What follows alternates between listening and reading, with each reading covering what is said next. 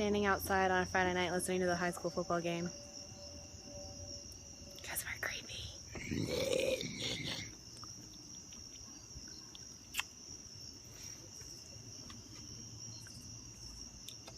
What? Whistle. This week on Deliberately Donk, Elizabeth takes time out of her busy schedule to update you on films, books, and other goings-on.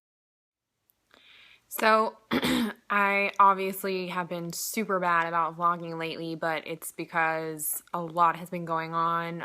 We're in the final home stretch for our wedding reception. It's really just the reception since we're already married. And Greg got home from Seattle 2 Fridays ago, but I was out in Winston-Salem seeing some friends of mine and their new creation, which I will be talking about shortly. And it's just been like one household project after another. That weekend we spent cleaning the house and cleaning up our yard. This weekend was the same. We spent like probably about 6 hours outside altogether, pulling up vines, like freeing our rose bushes from like some really just massively overgrown honeysuckle that got way out of control over the summer. I'm trying to think of the word.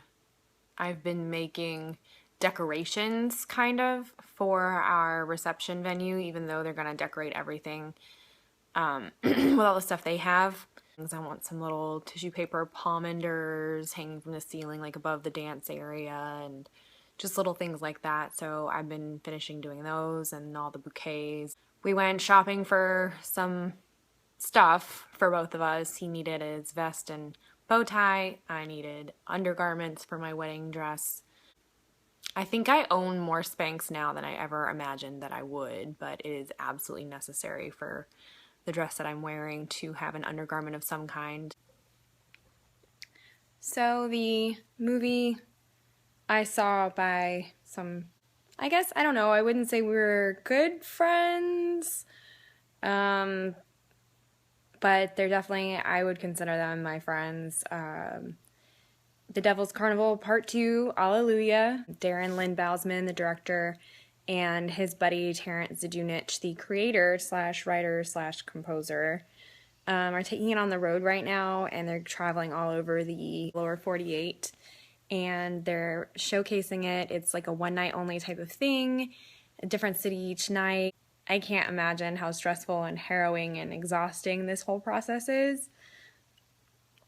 Well, I can because Terrence has blogged about it on previous road tours, what with Repo, the Genetic Opera, and the first part of Devil's Carnival, and then the Repo 5-year anniversary. They did like a mini tour, and he's blogged about all of them.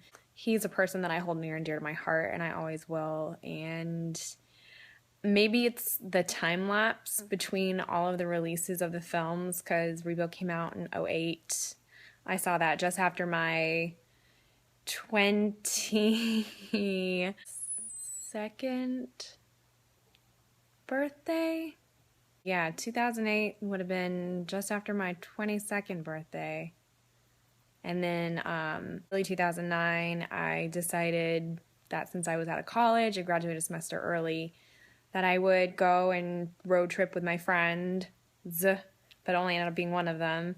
And we would go and do the Repo Road Tour Part 3, and we would go up the East Coast. We'd go to Maryland was the next closest stop, and then over to Cincinnati. And we were like, they're doing it, why can't we do it? So we drove back home all in one weekend. So we left on a Saturday, I guess we got there around 10 o'clock at night, actually. And then we drove all day Sunday through like ice and snow and horrible conditions. It was January, and we got to Cincinnati right around the time the first showing of the night. It was a double feature that night, right around the time that was showing, and we met a lot of cool people I'm still friends with and actively talk to on Facebook and whatnot, and built like this whole community, and it was great. And I have so many fond memories of doing that one road trip, and then of course like a week later, like flying across the country last second, grabbing the closest cab and like jetting over to, I think it was like Santa Monica, like a theater in Santa Monica, and then having Darren like personally come out and like greet us and like walk us into the theater. No tickets, nothing for the showing, like just us in our costumes. And that was probably one of my favorite nights / weekends. That was the first time I'd ever been to California. Did not sleep like at all and spent a lot of good time making some really good memories. That was awesome. And I like we weren't the only ones that came from across the country. There were other people that came from very, very far away.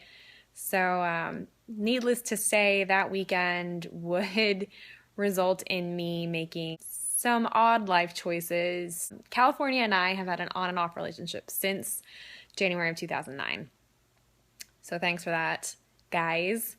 And in 2012, they finally put out Devil's Carnival, and it was awesome. And they, released a bunch of teaser stuff for it leading up to it. And I dragged my friend Angel to the Atlanta screening of that, and we dressed up, and we actually got there early and helped film and do all kinds of stuff behind the scenes with Spooky Dan Walker. He is a big guy in the horror community in LA and the surrounding areas, and he's really good buddies with Terrence and Darren also. And he was on the Repo Road tour. He is an awesome guy also. Like, I can't say enough nice things about these people. I mean, they put their hearts and souls into these creations, and they do such a great job. So there was like a 3-year difference between like seeing these guys put out a new piece of work, and it blew me away then. And looking back at it, it was really, really great. But part 2, so Alleluia, by leaps and bounds, I think. And maybe it's just because my tastes have changed. The first part was more on the like carnival, like circus-y kind of music type of compositions. Whereas the second one was very, like, there's a very inarguable jazzy swing, big band feel to the movie, and I super adore that kind of music. I mean, I love 1930s, 40s type of music. It just speaks to my heart and my soul. And Alleluia, in my opinion, far surpassed the first movie, although if it weren't for the first movie, there would not be an Alleluia. So they each stand up on their own, but they're great together. And it just amazes me how much difference there is and how great they are. And like I said earlier, I don't know if it's because of the time between them. I mean, like 3 years, and I guess kind of forgetting that magic of sitting there in awe, like knowing these guys and having met them and talked to them a lot. Just really, I don't know why I get so astounded, but it's just so great. And the fact that they're so humble and appreciative of their fans and the people that come out and support them is equally amazing. And I don't think I've ever experienced anything quite like this. And I guess I sound kind of like a groupie, and I guess I kind of am a groupie in a way. These guys mean so much to me. Their art means so much to me. They are inspirations, and constantly strive to be more creative, have a wider vocabulary, listen to different kinds of music, get to know different artists, like even just drawing or coloring or painting. Like, they just inspire me to just do what I want to do and be creative and put out original works of art and let the world appreciate it for what it is. I mean, I guess you could say they wear their hearts on their sleeves, and they are completely unabashed about going right up against the typical studio system that's in place in Hollywood. I mean, these guys are in Hollywood. They've worked with some A and B and C, and they've worked with all kinds of actors. I don't know what else to say about the film without giving it away. I just needed to vlog about it, I guess. That happened, and of course I didn't sleep at all that night. I was just like too freaking stoked, and I wish I had gotten more time to spend with the guys, but I know they had to be up really early and on their way to the next city the next morning, so that wasn't going to happen. But just getting the brief chance I did to talk to some old friends and say hey and catch up like a little bit in life was good. I could seriously pick their brains for hours if given the chance. And I've said that, and I'll say it again and again and again and again. I don't care. They're just so humble and astoundingly creative and just don't give a crap what the studio system thinks. So that's really, really neat, and definitely speaks to me. So now that I've gotten that off my chest, I guess I will kind of show you guys what we've been doing out in the yard. I don't know if you really care. It's like not a gardening vlog, but it's a nice day out, so let's go outside. Of course, I'm instantly blinded. It's weird because I can see our neighbors now. Not now, but we can like see more of their backyard in the house. So I don't think I've showed you guys, but we have like ghost chilies right here. We've got some angry ones coming in. I promised a girl I work with that I would give her some ripe ones because she makes spicy pickles, I guess. She like pickles stuff with hot peppers, and I was like, oh, we cook ghost chilies, you should get some. She's like, heck yeah. I did bring her some last week and someone threw them away because they're jerks. And then Greg, earlier this summer, he planted, I think you guys saw it probably in another vlog earlier, probably the last one I did. Oh, that was a big old bug. We planted grapes. We did a raised bed. You can kind of see it. And then we got some big boys. They're gonna be like super stoked. We have 2 different varieties.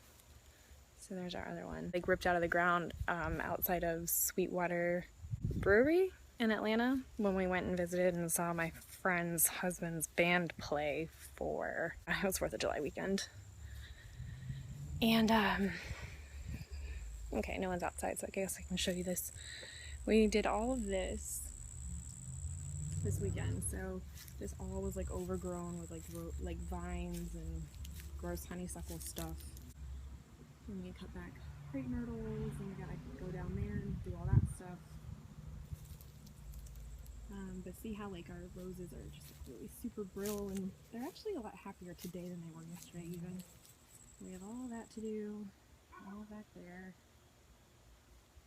I'm still filming with my phone, so only one viewfinder. Oh, and we found this thing. Found this. So that was just like completely covered in vines and like nasty and just completely entrenched. And then Greg also found this statue. It's like a little girl with a cat, and like she's holding a flower, and it's all dirty and looks really creepy. And yeah, that's what we've been doing. Mr. Man really wants to go out, don't you? You wanna go out? So that's about it for this vlog. I know it's super boring and not funny. Like, I'm really trying to capture a lot of good moments with Greg and I being funny because we're hilarious. We just need to finish all our projects, and fall is on its way. It's been like gorgeous weather. We'll do another vlog next weekend, back to our usual broadcasting shenanigans. And yeah, I'm gonna finish reading. Not finish, but I'm gonna continue reading because I finally found it. I found it. I found it. I found it. I'm so happy. It was like $30 and I don't even care, but it's good so far. And maybe I'll do a vlog about that next weekend because I'm sure I'll probably have it finished by then. Let me know in the comments below. Do you want like more comedy? Do you want more lifestyle? Do you want more ramblings? Do you not care? Do you still want to see Greg put makeup on me? Because I do. Every time I think about it, I start laughing. Let us know in the comments, and we will be back next week with more of our regularly scheduled Deliberately Donk shenanigans.